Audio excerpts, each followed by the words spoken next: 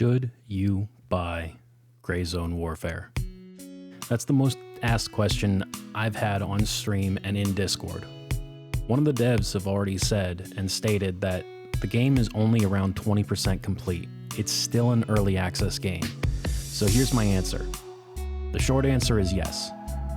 The long answer is maybe. The longer answer is no. Let me explain.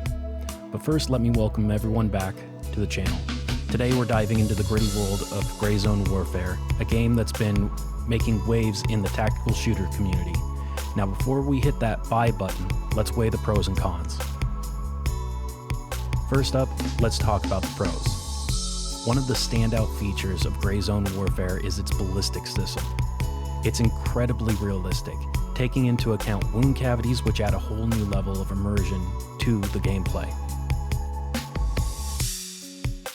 Plus, let's not forget that it's powered by the Unreal 5 engine, ensuring fast development and quick fixes. Though it's worth noting that some players have reported performance issues due to the engines conflicting with their GPU. But hey, early days, right? All these issues and more have already been answered by the dev team and the community managers, releasing fix after fix after fix. Within the first 7 days, we've already seen 3 hot fixes come out.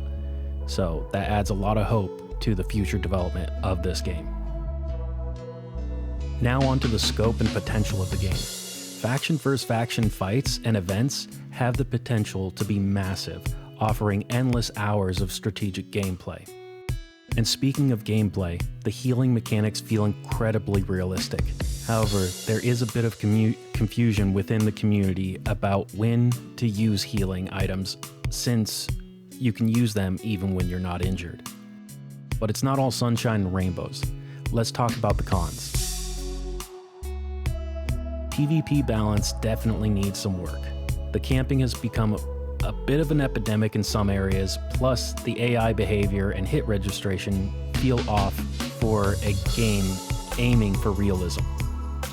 We all know about the extract and the infill campers. These things have been known problems pretty much since day one. The dev team is working on multiple fixes on the issue. And let's not even get started into the frustration of locals consistently getting the drop on players and tanking shots like they're invincible. Server issues also have plagued the game. But credit where credit's due, the dev team is working tirelessly on ironing out those kinks.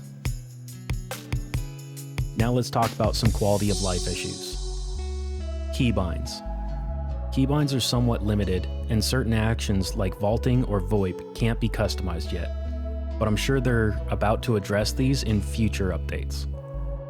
And finally, the helicopter mechanics.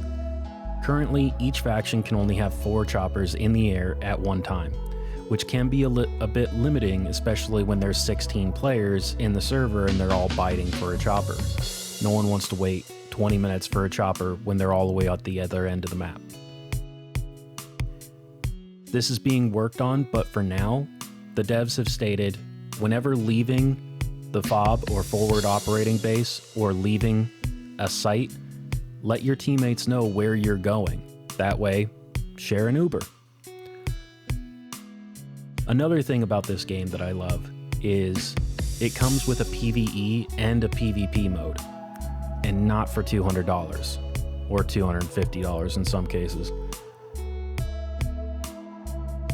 So there you have it, folks, the pros and cons of Gray Zone Warfare. Whether or not you should buy it ultimately depends on your tolerance for its current issues and your excitement for its potential. As always, game on, stay tuned for more reviews and updates, and thanks for watching.